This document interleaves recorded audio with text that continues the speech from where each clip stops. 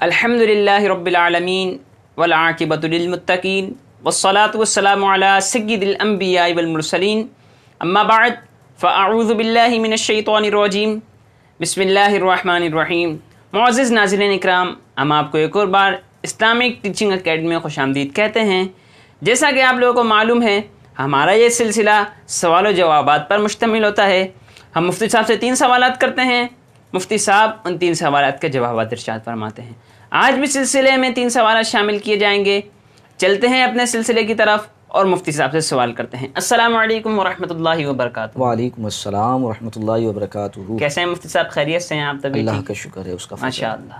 مفتی صاحب، آج کے سلسلے کا پہلا سوال کمنٹ سیشن میں شہروز بھائی نے اس طرح کیا ہے کہ اس حوالے سے آپ کیا ارشاد فرماتے ہیں کہ کسی شخص نے عطر لگایا تھا اور عطر کپڑوں پہ مل لیا تھا، اور پھر جب وضو کیا کلی وغیرہ کرنے میں اس کا ٹیسٹ جو ہے حلق میں یا منہ میں محسوس ہوا، تو اس صورت میں روزے کا کیا حکم ہوگا؟ معلوم یہ ہوتا ہے کہ انہوں نے عطر کسی اور سے لے کر لگایا تھا، جب یہ اتنا سارا لگایا کہ ہاتھ دھونے کے باوجود اس کا ذائقہ جو ہے وہ حلق میں محسوس ہوا، بہر کیف۔ تو اگر یہ کنڈیشن ہے جی تو اس میں 2 باتیں، اگر ذائقہ صرف زبان پہ محسوس ہوا اور پھر کلی کے ذریعے تھوک کے ذریعے اسے باہر نکال دیا جی تو روزے پہ کوئی اثر نہیں پڑے گا۔ ٹھیک ہے، روزہ یہ کیونکہ جان بوجھ کے نہیں کیا، اس لیے جو ہے وہ روزہ نہیں ٹوٹے گا اور نہ روزہ مکروہ ہوگا۔ ٹھیک۔ اور اگر ذائقہ حلق میں محسوس ہوا اور حلق سے اندر نیچے اتر گیا تو پھر روزہ ٹوٹ جائے گا۔ اب یہاں سے مصطفیٰ جان رحمت صلی اللہ علیہ وسلم کی سنت کی اہمیت بھی واضح ہوتی ہے۔ سبحان اللہ۔ جیسے وضو میں کئی ساری سنتیں ہیں، ان سنتوں میں سے ایک سنت یہ ہے کہ جب وضو کر رہے ہیں آپ، اعضائے وضو دھونے ہیں، تو اعضائے وضو دھونے میں سب سے پہلی سنت جو ہے وہ ہے دونوں ہاتھوں کو 3 مرتبہ کلائیوں سمیت دھونا۔ سبحان اللہ۔ شاید عین ممکن ہے کہ انہوں نے اپنے ہاتھ کو صحیح طریقے سے دھویا نہیں۔ جی بالکل، تبھی وہ موجود ہے۔ اگر 3 مرتبہ اپنے ہاتھ کو صحیح سے دھو لیتے تو ان کے ساتھ یہ عمل ہوتا نہیں۔ صحیح۔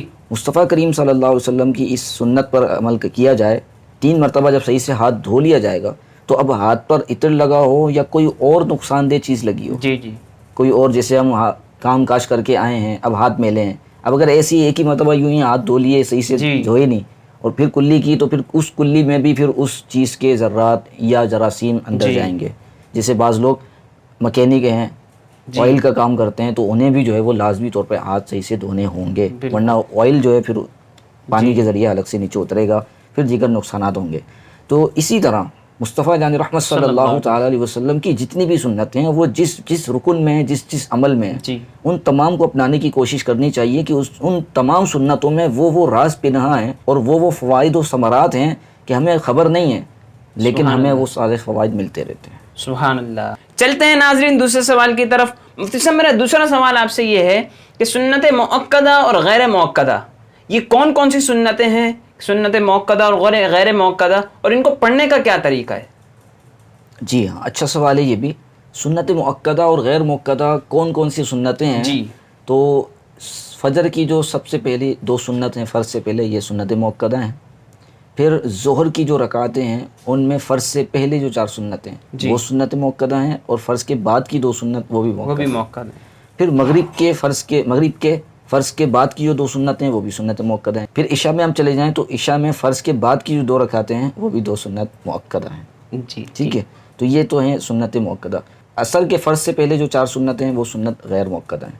اسی طرح عشاء کے فرض سے پہلے جو 4 سنتیں ہیں وہ بھی غیر مؤکدہ ہیں، یعنی 2 نمازوں کی جو شروع کی سنتیں غیر مؤکدہ ہیں۔ جی ہاں۔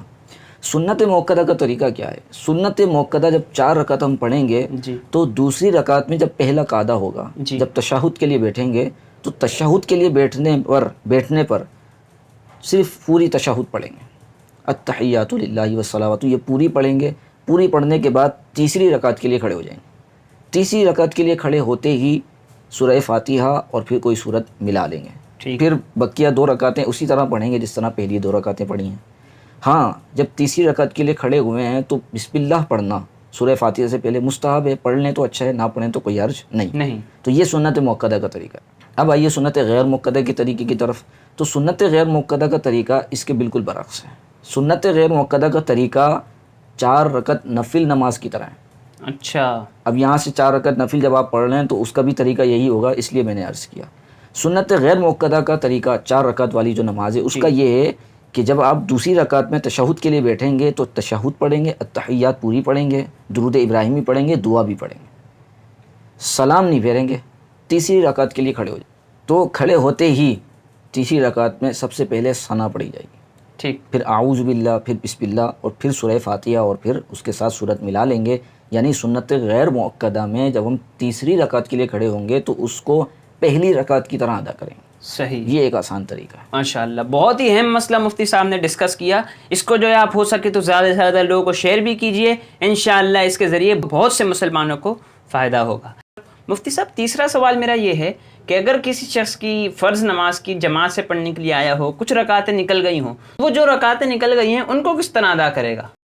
جب کوئی شخص مسجد میں آیا جماعت میں شامل ہونے کے لیے تو اس کی پہلی رکعت یا دوسری یا تیسری رکعت، ہم پہلی ہی کی بات کر لیتے ہیں، پہلی رکعت رہ گئی تو اب وہ اس پہلی کو ادا کیسے کرے؟ جی. تو اب جب یہ امام کے ساتھ شامل ہو گیا ہے تو امام جس طرح رکعتیں پڑھا رہا ہے یہ اسی طرح رکعتیں مکمل کرے. جی. آخر میں جب تشہد میں بیٹھ گیا تو یہ تشہد پڑھ کے خاموش ہو جائے. صحیح. درود ابراہیمی اور دعا یہ نہیں پڑھے گا. پھر امام کے سلام پھیرنے کا انتظار کرے.